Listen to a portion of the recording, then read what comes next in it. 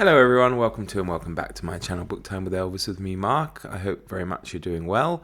And welcome back to this read aloud of the Reverend James Blakey's Peeps at Many Lands, Ancient Egypt, which of course is part of the Historathon 2023 event, which is a year-long event hosted by Vin from Revenant Reads and a wonderful grouping of co-hosts, of which I count myself lucky to be part of.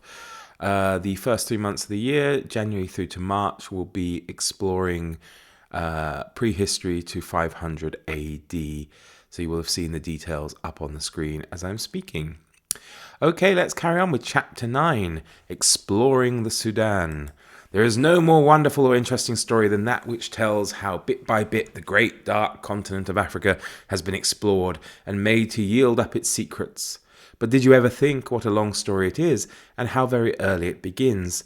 It is in Egypt that we find the first chapters of the story, and they can still be read, written in the quaint old picture writing which the Egyptians used on the rock tombs of a place in the south of Egypt called Elephantine.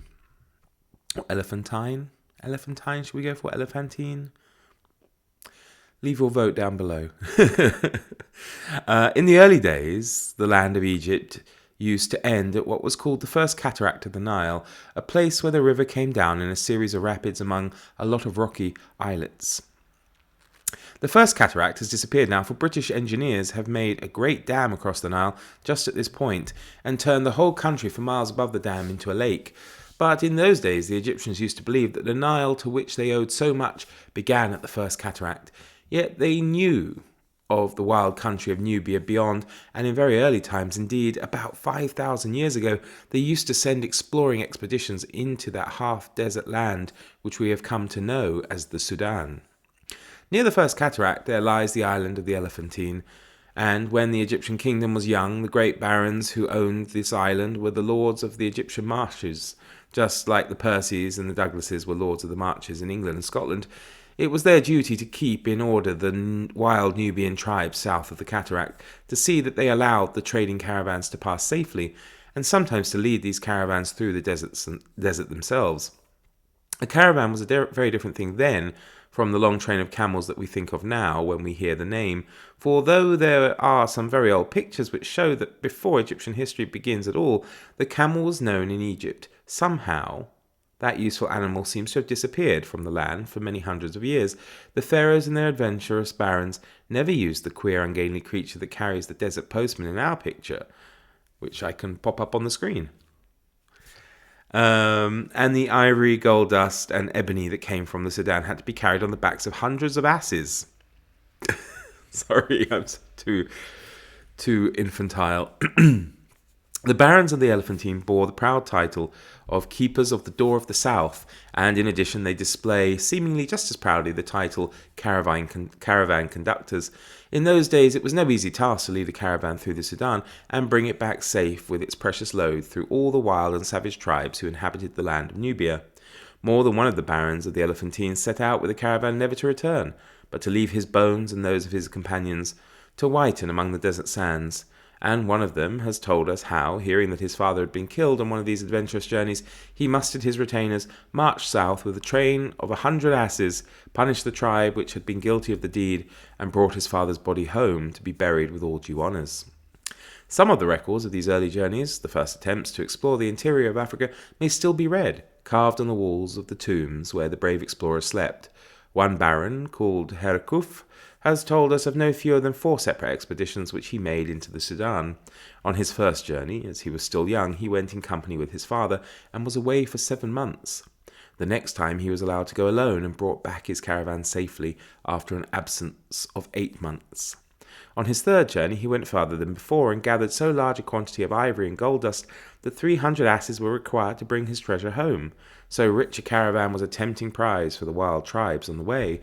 But Herkuf persuaded one of the Sudanese chiefs to furnish him with a large escort, and the caravan was so strongly guarded that the other tribes did not venture to attack it, but were glad to help its leader with guides and gifts of cattle. Herkuf brought his treasures safely back to Egypt, and the king was so pleased with his success that he sent a special messenger with a boat full of delicacies to refresh the weary traveller. But the most successful of all his expeditions was the fourth. The king who had sent him on the other journeys had died and was succeeded by a little boy called Pepi, who was only about 6 years old when he came to the throne and who reigned for more than 90 years, the longest reign in the world's history.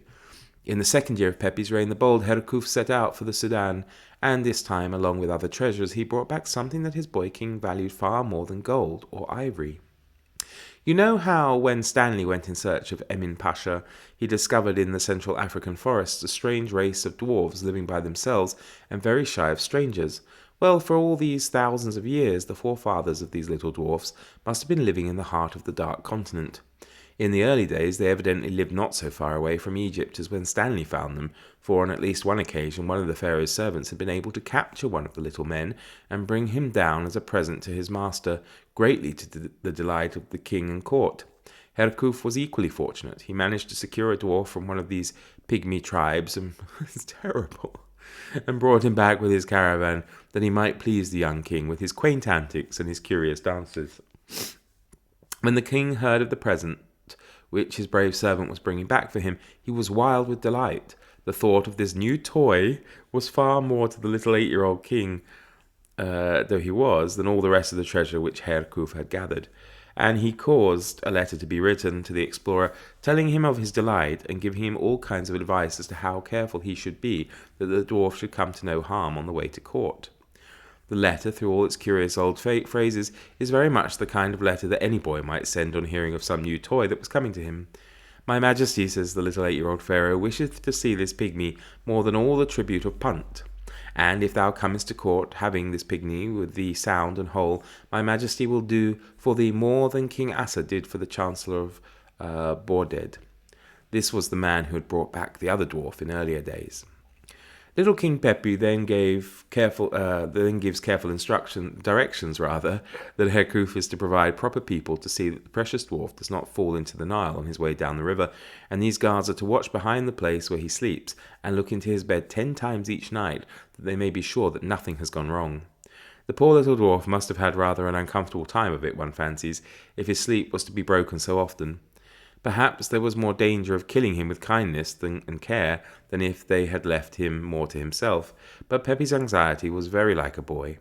However, Herkuf evidently succeeded in bringing his dwarf safe and sound to the king's court, and no doubt the quaint little savage, apologies, as I said, this is an older book, provided a splendid toy for the young king. One wonders what he thought of the great cities and the magnificent court of Egypt, and whether his heart did not weary sometimes for the wild freedom of his lost home. Herkuf was so proud of the king's letter that he caused it to be engraved, word for word, on the walls of the tomb which he hewed out for himself at Elephantine, and there to this day the words can be read which tell us how old is the story of African exploration, and how a boy was always just a boy, even though he lived 5,000 years ago and reigned over a great kingdom.